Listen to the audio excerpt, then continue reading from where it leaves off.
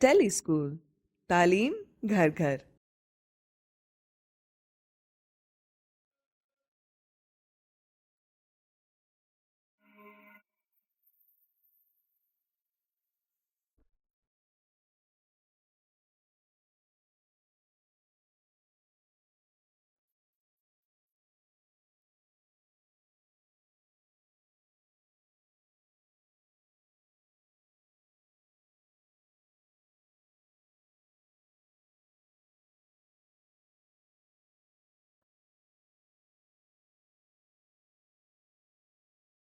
मैदा, चीनी, मक्खन, अंडे। अरे वाह स्पाइकी, लगता है आप केक बना रहे हैं। जी मिस, ये रहा केक। क्या आप चखना पसंद करेंगी?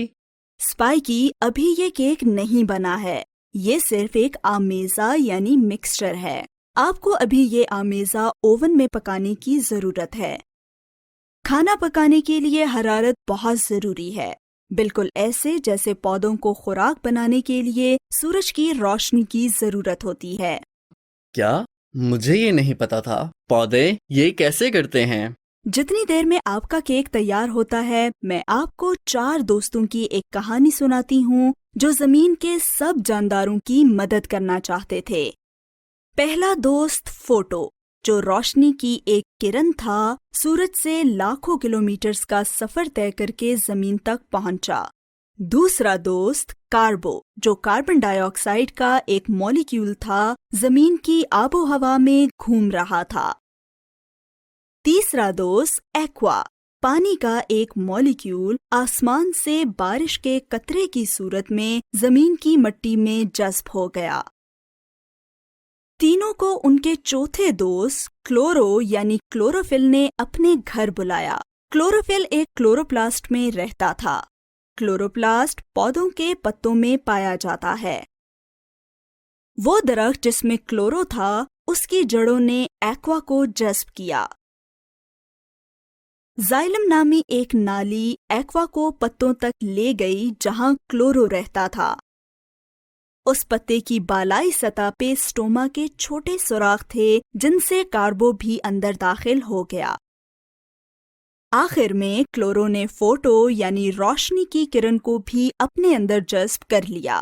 तो अब आपको अपने सवाल का जवाब मिल गया होगा। सूरज की रोशनी को क्लोरोफिल जज्ब करता है और कीमियाई अमल वकूअ पजीर होता है। इस अमल में कार्बन डाइऑक्साइड और पानी मिलकर शुगर और ऑक्सीजन बनाते हैं।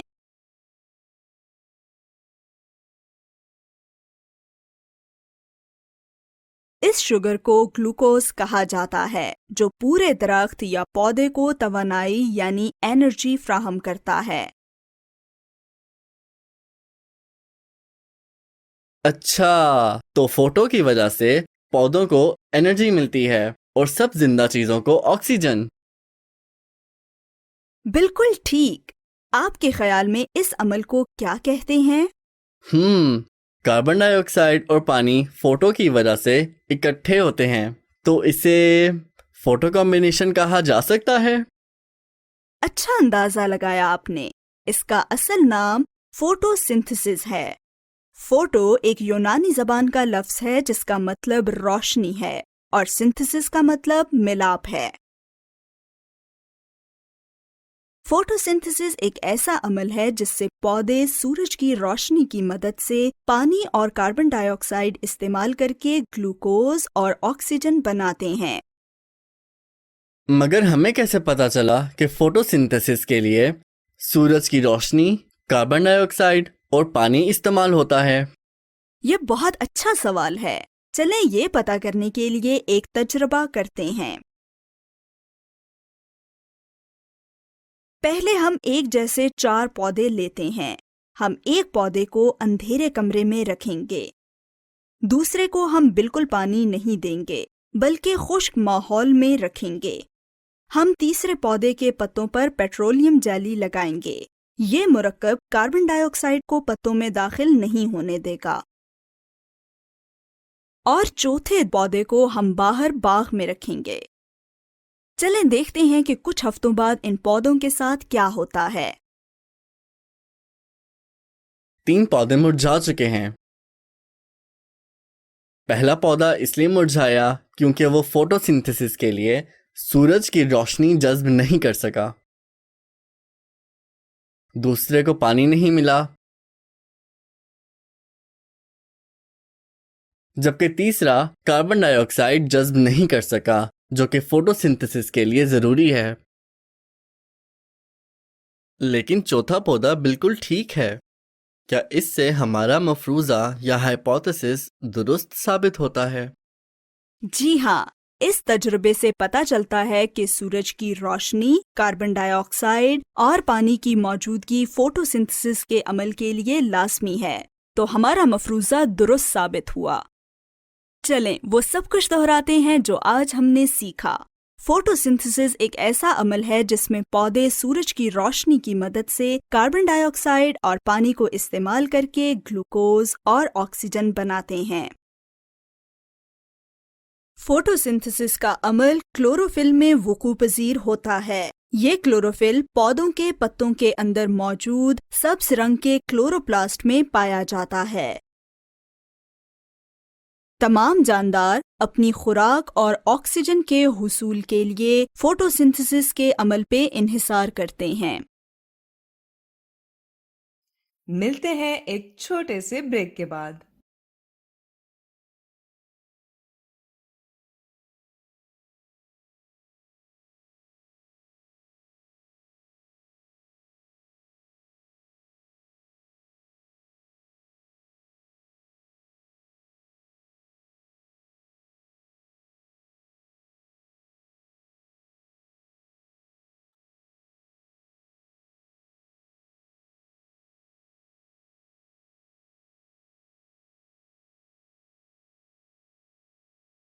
چلیں اب چلتے ہیں واپس اپنے لیسن کی طرف۔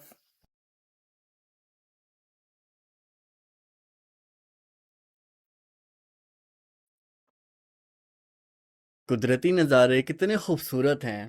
واقعی، اور نہ صرف یہ خوبصورت ہے بلکہ قدرت کی بنائی ہوئی ہر چیز کا کوئی نہ کوئی مقصد بھی ہے۔ خیر، ہر چیز کا نہیں ہو سکتا۔ اب اس پتے کو دیکھ لیں۔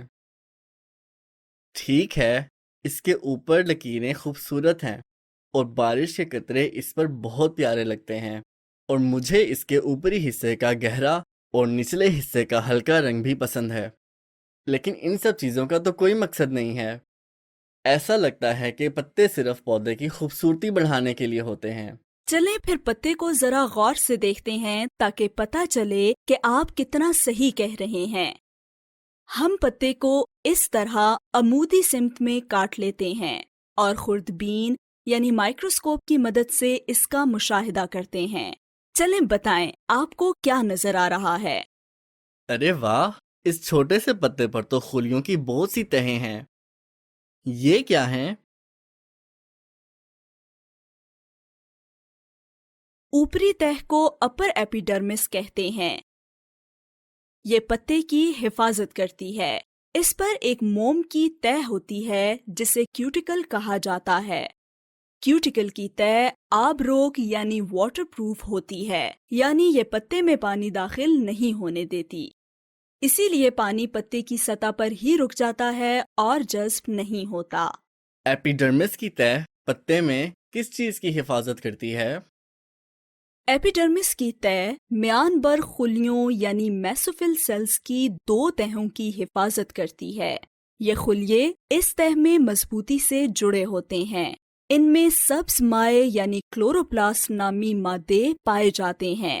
ان میں خضرا یعنی کلوروفل ہوتا ہے جس کی وجہ سے پتے کا رنگ سبز ہوتا ہے۔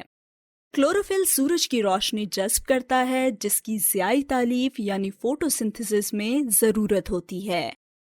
یاد کریں کہ فوٹو سنتھسس وہ عمل ہے جس میں پودے سورج کی روشنی استعمال کر کے کاربن ڈائی آکسائڈ اور پانی سے گلوکوز اور آکسیجن بناتے ہیں۔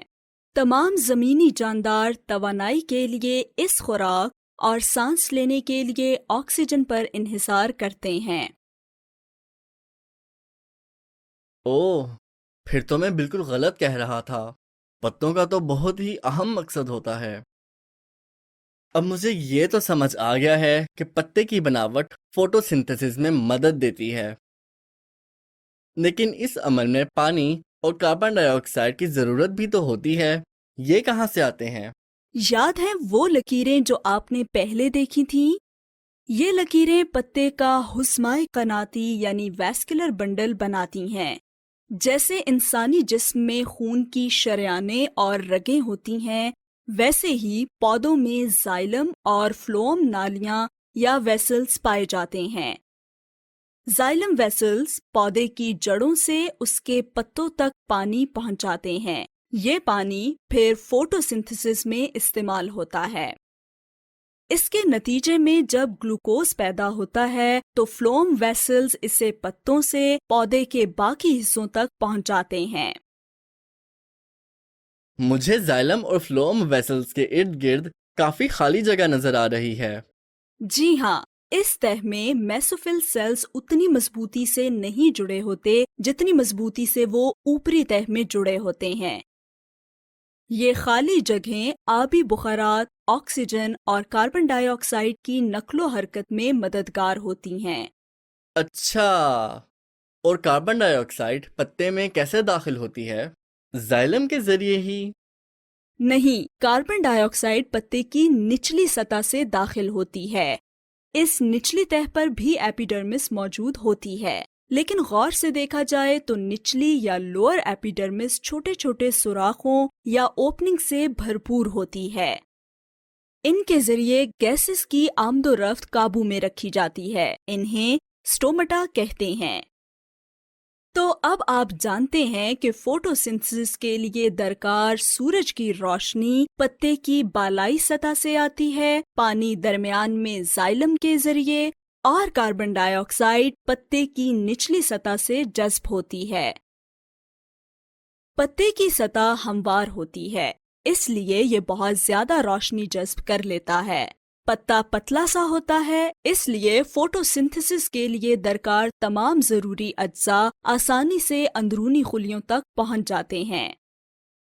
یعنی پتے کی بناوٹ میں شروع سے آخر تک ہر چیز فوٹوسنتھسس میں مدد کرتی ہے۔ ویسے مس، پتے کی اوپری سطح پر سبز رنگ گہرا کیوں ہوتا ہے؟ یہ ایک مزے کی بات ہے۔ پتے کی اوپری سطح میں موجود مضبوطی سے جڑے میسوفل سیلز کو وتدی میانبر خلیے یعنی پیلسیڈ میسوفل سیلز کہتے ہیں۔ ان میں روشنی جذب کرنے کے لیے کافی زیادہ کلوروفل موجود ہوتا ہے، اسی کی وجہ سے پتے کی اوپری سطح گہری سبز نظر آتی ہے۔ نچلی سطح میں موجود میسوفل سیلز کو مسامدار میانبر خلیے یعنی سپنجی میسوفل سیلز کہتے ہیں۔ کلوروفل ان میں بھی ہوتا ہے، لیکن یہ آپس میں اتنی مضبوطی سے نہیں جڑے ہوتے جتنا کہ پیلسیڈ سیلز، یعنی یہ تعداد میں کم ہوتے ہیں اور نتیجتاً پتوں کی نچلی سطحیں ہلکے رنگ کی دکھائی دیتی ہیں۔ تو قدرت کی بنائی ہوئی ہر چیز بہت خوبصورت ہے اور با مقصد بھی۔ چلیں وہ سب کچھ دہراتے ہیں جو آج ہم نے سیکھا۔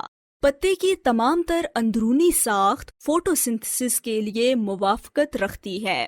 سب سے اوپری تہہ کو اپر ایپیڈرمس اور سب سے نچلی تہہ کو لوئر ایپیڈرمس کہا جاتا ہے۔ دونوں تہوں میں کیوٹیکل کی تہہ موجود ہوتی ہے۔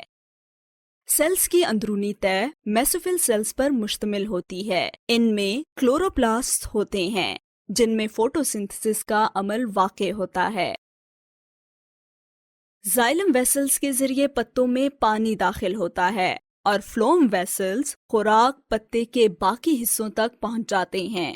پتے کی نچلی سطح پر موجود سوراخوں سے، جنہیں سٹومٹا کہا جاتا ہے، کاربن ڈائی آکسائیڈ داخل ہوتی ہے۔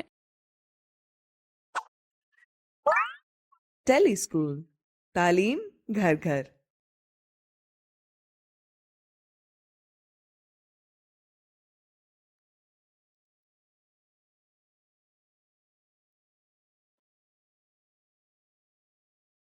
ہم جانتے ہیں کہ پودے اپنی خوراک خود ضیاء تالیف یعنی فوٹوسنتھسس کے ذریعے بناتے ہیں، لیکن پودے اس عمل کے لیے درکار اجزاء یعنی سورج کی روشنی، کاربن ڈائی آکسائیڈ اور پانی کو یکجا کر کے آکسیجن اور گلوکوز کیسے بناتے ہیں؟ اس کام کو انجام دینے کے لیے ہی پتے ہوتے ہیں۔ پتا پودے کے لیے خوراک کا کارخانہ ہوتا ہے اور اس کے مختلف حصے ضروری عوامل کو اکٹھا کرنے کے لیے مل کر کام کرتے ہیں تاکہ فوٹوسنتھسس کا عمل انجام پا سکے۔ ہم سورج کی روشنی سے شروع کرتے ہیں۔ پتے کو دیکھیں تو معلوم ہوگا کہ اس کا اوپری حصہ روشنی کے سامنے رہتا ہے، اس لیے روشنی کو اپنے اندر قید کرنے والے خلیے یعنی سیلز اسی اوپر کے حصے میں ہوتے ہیں۔ ان خلیوں کو وتدی میان برگ یا پہلی سیڈ میزوفل کہتے ہیں اور یہ روشنی جذب کرنے والے سبز رنگ کے مادے سے بھرے ہوتے ہیں جسے خضرا یعنی کلوروفل کہتے ہیں۔ اس وجہ سے پتے کی اوپری سطح نچلی سطح کی نسبت زیادہ گہرا رنگ رکھتی ہے۔ غور کیجئے کہ بہت سے پتوں کا سطحی رقبہ زیادہ ہوتا ہے تاکہ وہ زیادہ سے زیادہ روشنی جذب کر سکیں۔ اس کے علاوہ فوٹوسنتھسس کے لیے پودے کو کس چیز کی ضرورت ہوتی ہے؟ کاربن ڈائی آکسائڈ کی۔ اس کے لیے پتے کا نچلا حصہ کردار ادا کرتا ہے جس میں چھوٹے چھوٹے سوراخ ہوتے ہیں جنہیں مسام برگ یا سٹومیٹا کہتے ہیں۔ ان کے کھلنے سے کاربن ڈائی آکسائڈ پتے میں منتشر یا ڈیفیوز ہوتی ہے۔ ان سٹومیٹا کو سوسج نما محافظ خلیے یعنی گارڈ سیلز کنٹرول کر کے کاربن ڈائی آکسائڈ کو داخل ہونے دیتے ہیں۔ یہ سٹومیٹا کو بند کرنے کی صلاحیت بھی رکھتے ہیں اور دوسرے اجزاء مثال کے طور پر پانی کو نکل جانے سے بچاتے ہیں۔ تو کاربن ڈائی آکسائڈ پتے میں سٹومیٹا کے راستے داخل ہوتی ہے، پھر یہ پتے کے نچلے حصے میں ہوادار خلیوں کی تہ جو اسفنجی میان برگ یعنی اسپنجی میزوفل کہلاتی ہے کی خالی جگہوں سے اوپر کی طرف اٹھتی ہے جہاں پہلی سیڈ لیئر موجود ہوتی ہے اور فوٹوسنتھسس کا عمل سر انجام پاتا ہے۔ چونکہ پتے باریک ہوتے ہیں اس لیے کاربن ڈائی آکسائڈ کو زیادہ فاصلہ طے نہیں کرنا پڑتا۔ تو ہم نے سورج کی روشنی اور کاربن ڈائی آکسائڈ کو تو دیکھ لیا، باقی کیا بچا؟ پانی۔ پانی جڑوں اور تنے سے ہوتا ہوا ہضمہ قناتی یعنی ویسکولر بنڈل میں موجود پانی پہنچانے والی کھوکھلی نالیوں کے ذریعے پتے میں داخل ہوتا ہے جو زائلم کہلاتی ہیں۔ دیکھیے کہ کیسے ویسکولر بنڈل پتے میں بکھر کر شریانیں بناتا ہے تاکہ پانی کو پورے پتے میں پہنچا سکے۔ اب پتے میں موجود پانی، کاربن ڈائی آکسائڈ اور روشنی موجود ہے، اس لیے اب انہیں صرف فوٹوسنتھسس انجام دینا ہے اور اپنی خوراک یعنی گلوکوز اور آکسیجن بنانی ہے۔ لیکن پتے غیر ضروری مداخلت کاروں جیسے کہ بیکٹیریا کو اندر داخل ہونے اور اشیاء متعاملہ یا ریئیکٹنٹس جیسے کہ پانی کو خارج ہونے سے کیسے روکتے ہیں؟ پہلے سیڈ میزوفل کے اوپر اور اسپنجی میزوفل کے نیچے بادامہ خلیے یعنی ایپیڈرمس سیلز موجود ہوتے ہیں جو مومی تہ یا ویکسی کوٹنگ بناتے ہیں جسے کیوٹیکل کہتے ہیں۔ کیوٹیکل باقی پتے کو بند کر دیتا ہے جس سے داخل اور خارج ہونے کا واحد راستہ سٹومیٹا رہ جاتا ہے، اسے گارڈ سیل کنٹرول کرتے ہیں۔ اب ہم واپس پتے کے مختلف حصوں کی طرف ترتیب سے آتے ہیں۔ ہمارے پاس باریک مومی کیوٹیکل ہے اور پھر آتے ہیں ایپیڈرمس سیل، بنیادی طور پر یہ دونوں پتے کی جلد بناتے ہیں۔ پھر آتی ہے کلوروفل سے بھری پیلیسیڈ میزوفل جہاں فوٹوسنتھسس کا بیشتر عمل انجام پاتا ہے۔ اس کے نیچے اسپنجی میزوفل اور اس کے درمیان بہت سی خالی جگہ ہوتی ہے جہاں ریئیکٹنٹس آزادانہ حرکت کرتے ہیں۔ ان خالی جگہوں میں ویسکولر بنڈل بکھرا ہوتا ہے جس میں سے زائلم پانی جبکہ فلوئم نشاستے یا شوگر کی ترسیل کرتا ہے، اور اس کے بعد ایپیڈرمس اور کیوٹیکل کی ایک اور تہ موجود ہوتی ہے۔ نچلی سطح پر موجود ایپیڈرمس اور کیوٹیکل کے گرد سٹومیٹا موجود ہوتے ہیں جن کے دونوں جانب گارڈ سیلز ہوتے ہیں۔ پتے مختلف طرح کی جسامت اور شکلوں میں موجود ہوتے ہیں۔ گوبھی کا پتا اور شاہ بلوط کے پیڑ یعنی اوک ٹری کے پتے ہی دیکھ لیجئے، زیادہ تر پتوں میں یہی حصے مشترک ہوتے ہیں جو ریئیکٹنٹس کے حصول اور فوٹوسنتھسس کو سر انجام دیتے ہیں۔